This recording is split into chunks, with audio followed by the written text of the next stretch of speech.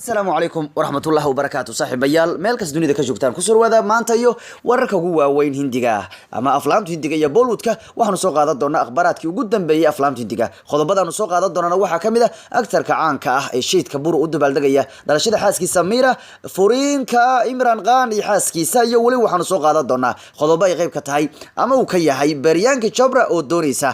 aad ugu kulul inay caruur dhasho heesaaga caanka ah ee Nick Jonas wali waxaanu soo qaadan doonaa qodobo ay qayb ka yihiin Hrithik Roshan oo u mahad celinaya Abis Rakesh Roshan iyo filimkiisa soo aadan oo hadda heesa laga soo saaray Alia Bhatt iyo Ranbir burguurkooda Ali Dheero shaaciyay labada aktar uu ku daydo iyo waliba Sunny Deol oo isbuuca sameeyay waxyaabo ka yaabinaya iyo waxaanu soo qaadan doonaa aktarka weynaa ee Dhalamdra oo ka codsaday taageerayaasha Hindiya inay soo dhaweeyaan wiilka awowgaha uu yahay ee Karan siday u soo dhaweeyeen wiilashiisa Baby Doll iyo Sunny Deol oo kale war wiilka ii soo dhaweey uu leeyahay qodobada iyo kuwa kale ayaanu soo qaadan doonaa oon ku soo gudbin doonaa maanta wararka aflaamta Hindiga ugu weyn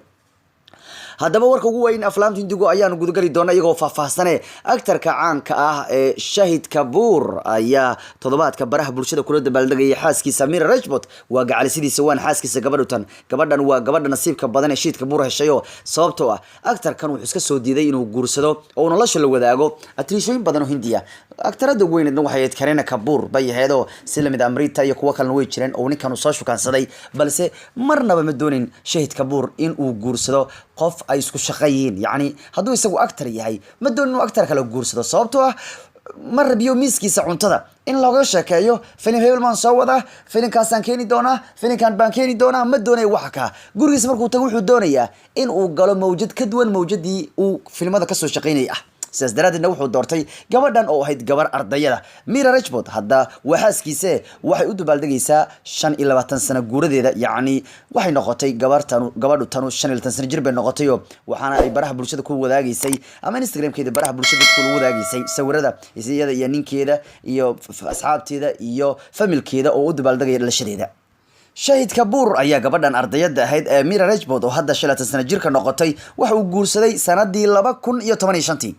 waxaanu ka doortay dhammaan atriishooyinka Hindiya ee uu xiriirka la soo sameeyay marka Meera waxa isbuuca u dabaaldegaysay dhalashadeeda waana xaaska ilmaha u haysa aktarka weyn ee Shahid Kapoor waa kaayay toddobaadka aad ula dabaaldegay xaaskiisa dhan kalena wiilka Amir Khan ay isku dhow yihiin ee Imran Khan ayaa waa aktar weyne Imran Khan ayaa hadda wuxuu ku dhow yahay guurkiisa burbur isaga iyo xaaskiisa Avantika hadda meel xun bay kala maraysaa baa xaaskiisa Avantika ayaa isbuucu baraha bulshada soo gelisay baa qoraal markii dambe ay dileed gareysay qoraalkaas oo loo fahmay inuu ku saabsanaa furinkoodu haddana wax yar kadib way ka laabatay baa oo ay qoraalkii meesha ka bixisay waxa jira dagaal weyn oo u dhaxeeya Imran Khan aktarka lagu magacaabay xaaskiisa Avantika Malik oo caruur ay u joogto waxaanay warar ku leeyihiin labadanu lamaane waa uu burbure xiriirkooda furin buuna maraya xitaa warar ayaa waxay sheegayeen inay kala tagay labadu lamaane laakiin waxa dadka tobaadka ka yaabiyay in qoraal ay soo gelisay baraha bulshada gabadhu tan ee Imran Khan uu qabo ay ku cadeynayso in micnaha hadallo maldahan oo ku tilmaamayso in guurka iyada iyo Imran Khan inuu meel xun marayo yani furin uu ku dhow yahay laakiin waqti yar kadib way dileed gareysay boostiga ka ay baraha bulshada soo gelisay haddaba Imran Khan iyo gabadha tan ee lagu magacaabo Avantika ayaa isguursaday sanadii 2011 waxaana uu guurkoodu ahaa mid Hindiya aad looga hadalhayay maadaama Imran uu yahay muslim iyadoo ay tahay Hindu waxaana gabadhii cunugii ugu horeeyay oo ahayd gabar ay isu dhaleen sanadii 2014 hadda waxa la leeyahay xiriirka lamaanaha kan burbur ku dhow yahay marka aktarka caanka Imran Khan ayaa toddobaadkan ka dhacsan xataa saaxadda filim jirida waxaanu aad ugu mashquulsan arrimaha gurigiisa xaaskiisii hore ay hadda bariyahan way ka tagtay baa leeyahay waxay la nooshahay familkeeda guriga hooyadeed bay joogtaayo baa maalin kasta waa kaayay bost soo qoraal garaynaysa kadib bixinaysa waxa la leeyahay Imran iyo xaaskiisa meel xun bay ka maraysaa okayba wararka kale aflaamta Hindiya ugu weyn waxa kamid ah atriishada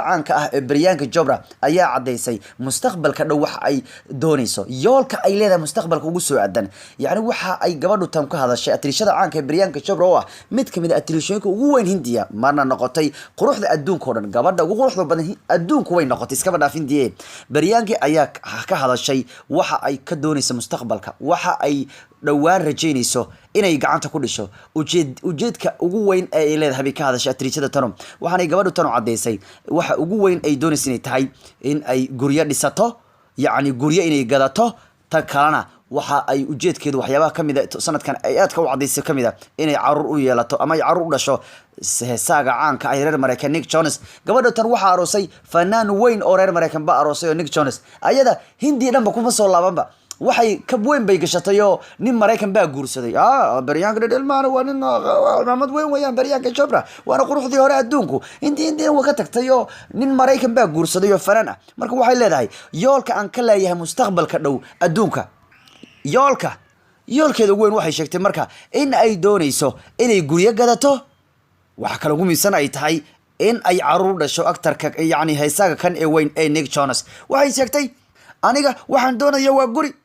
sidoo kale waxaan doonayaa inaan carruur yeesho oo aan hooyo noqdo oo aan Nick aan u dhalo cunug oo uu noqdo isagu aabe anuna hooyo noqdo bay leedahay marka baryaanka Chopra waxay cadeysay waxa ugu muhiimsan ee nolosha ay ka doonayso hadda inay tahay inay guryo gadato ta kalena waxay doonaysaa ay tahay in ay cunug dhasho aktarkan yani heesaaga weyn ee Nick Jonas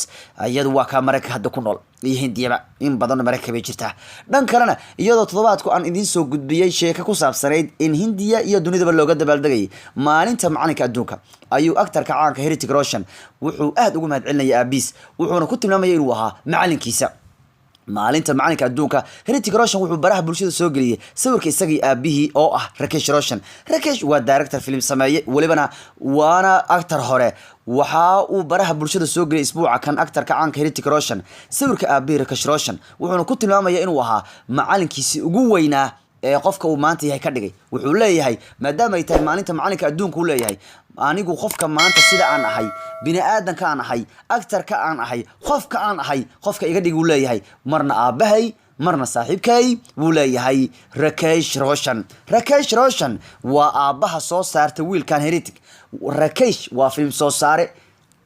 waana ninkii ku aaminay wiilkiisa filimkiisa ugu horeeyay ee uu Hrithik keenay kahona biyaar marka Rakesh waxa uu yahay aabaha wiilkan caanka actorka weyn ee Hrithik Roshan dhalay marka wuxuu leeyahay Hrithik wuxuu leeyahay waxaan u mahadcelinay aabahay buu leeyahay aabahay baa ah macalinkii ugu weyn buu leeyahay maalintii Khamiista baa loo dabaaldegayay maalinta macalinka adduunka waxaanu Hrithik u cadeeyay maalinta macalinka adduunka inuu adeegsanayo aabihi maxay wuxuu leeyahay qofka aan maanta ahay actorka aan maanta ahay bini aadanka aan maanta ahay aabahay Rakesh baa iga dhigay buu leeyahay tusaale weyn buu u yahay buu leeyahay dunida oo dhan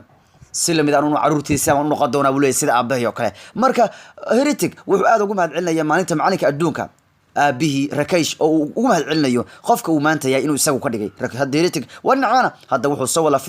soo wada film yiraahdo War oo xataa hadda laga soo saaray hees magaceedu yiraahdo Chungrow oo ay la heesiso gabadha lagu magacaabo Vani Kapoor wuxuu soo wada film kale yiraahdo War oo ah film lagu jilayo 7 dal iyo 15 magaalo waana film la isugu keenay ragii actionka ugu wada fiicnaa oo dhan actorka kan Hrithik waxa la jilay filmkan uu actorka kale ee Tiger Sharif filmkan ayaa lagu wadaa inuu soo baxo labada bisha October ee sanadkan baa lagu wadaayo marka Hrithik wuxuu u mahadcelinaya aabihi dhan kale waxa aad baraha bulshada u dhex wareegaya sawir Photoshop laakiin sawirka Photoshopka waxay dadka ku cadeynayaan inay aad u daneynayaan guurka Alia Bhatt iyo Ranbir Kapoor waa labada lamaane ee hadda Bollywoodka isha aadka loogu hayo waxa qof kasta ka hadlaya goorta isguursan doonaan Alia Bhatt iyo Ranbir Kapoor oo xiriir jacayl uu ka dhaxeeyo lamaanaha kan ayaa aad dadka u sugayeen Hindiya in markay is aroosi lahaayeen waxaana dadku ay ka gaartay hadda inay sameeyaan sawir Photoshop oo u muuqda xilliga isguursanay yani oo ay ka dhigayaan iyadoo Alia Bhatt iyo Ranbir isguursanayaan waxay soo jareen yani waxay Photoshop ku sameeyeen sawirka geeska jira waa sawir yani barnaamij wuxuu ahaa xayisiin oo Alia Bhatt ninka kale ay sameeyeen ya magaciisu raado Kunal Thakur ay sameeyeen xayisiinta ay sameeyeen ya advertisement ay sameeyeen oo gurgur ku saabsanaa bay ninkaas qoortiis intay jareen bay Ranbir saareen oo ay kala jeedaan Ranbir iyo waxa is aroosay iyo maxalida Alia Bhatt taas xitaa way ka yaabisay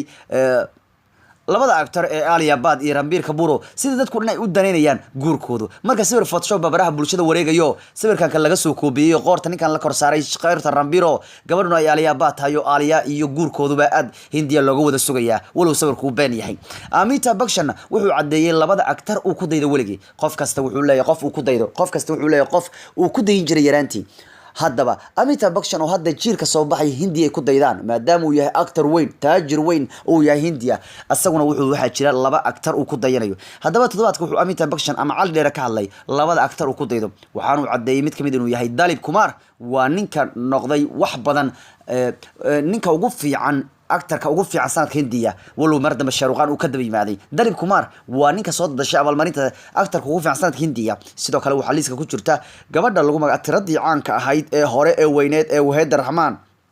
oo uu ku tilmaamay inay ahaayeen laba Waheeda oo atrisha ahayd iyo Dalip Kumar oo toora aha wuxuu ku tilmaamay inay ahaayeen labada uu ku dayay jiray noloshiisa wuxuu yiri Dalip Kumar iyo Waheed Rahman waa kuwan ku diidu leeyahay Waheeda mar buu leeyahay waxay ahayd gabadha ugu quruxda badan bay ahayd buu leeyahay ilaa iyo maanta Waheeda lama gaariyo leeyahay hadda waa Waheeda waa duqowday Dalip iyo Waheeda wuxuu leeyahay kuwan ugu daydo ay ahaayeen marka wuxuu cadeeyay labada inuu ku daydo actor-kii caanka ba sida dhaxaya Sunny Deol isbuucan wuxuu sameeyay waxaan caadi ahayn waa taan ku sheegay Sunny Deol sidoo kale wuxuu noqday سياسي وسياسي وانا اكتر هذا اكتر كي السياسي وين سانيدول اي اسبوع كيابس dadkii oo Hindiya oo dhan wuxuuna kasbaday qulub dad badan oo Hindiyaan oo masiibo ay ku dhacday isbuuca kan maadaama uu yahay siyaasi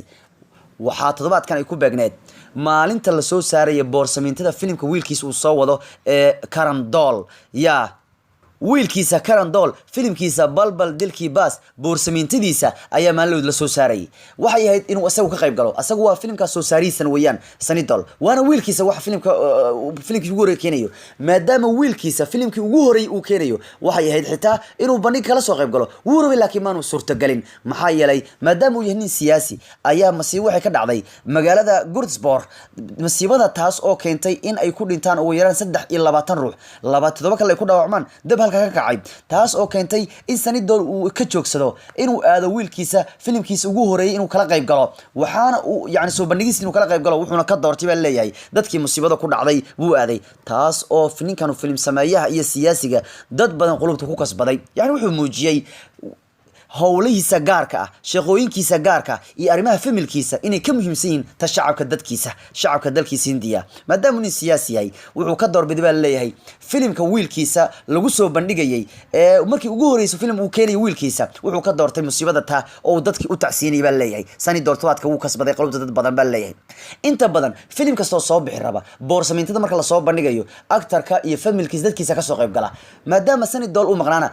awoogiiba ka qayb galay oo yaani wiilka awoogi aabaha Sunny Deol Dalamdara ayaa ka qayb galay Sunny Deol markay isbuucan xafladda wiilkiisa filimkiisa ugu horeeyay uu keenayo wuxuu ka doorbiday dadkii dhibaatadu gaartay baa leeyahay laakiin Dalamdara oo xafladda ka qayb galay ayaa shacabka Hindiya ugu baaqay inay wiilkiisa soo dhaweeyaan wuxuu leeyahay waxaan idinka codsanayaa reer Hindiyow dadka filimada jecel waxaan idinka codsanayaa sida aad wiilkayga Baby Deol u soo dhaweyseen oo aad wiilkayga Sunny Deol u soo dhaweyseen yaa u soo dhaweeyay uu leeyahay wiilkayga awooga aan u ahay ee Karan Deol Dalamdara ayaana ugu baaqay shacab weynaha wadanka Hindiya inay soo dhaweeyaan wiilkiisa Karan awooga u yahay ee Karan Deol sida wiilasheedii hore dad u soo dhaweyseen ee aad u taageerteen u taageer uu leeyahay wiilkayga Karan Deol war wiilka la soo dhaweeyay idin leeyahay Karan waa filimkii ugu horeeyay uu keenayo waana wiilka uu dhalay actor-ka caanka ee Sunny Deol awoogiisna waa Dalamdara marka Dalamdara wuxuu leeyahay war Baby Deol waad ii soo dhaweyseen Sunny Deol waad ii soo dhaweyseen anu waad ii soo dhaweyseen hatta gabadhaydii iyana waad soo dhaweydeen eesha doole war wiilkan awoobaan u hayay ii soo dhaweeya ii taageer uu leeyahay warkii ugu weynaa aflaamta Hindigu ayaan isbuuca inta ku gabagabayn doonaa sidaas iyo nabadgelyo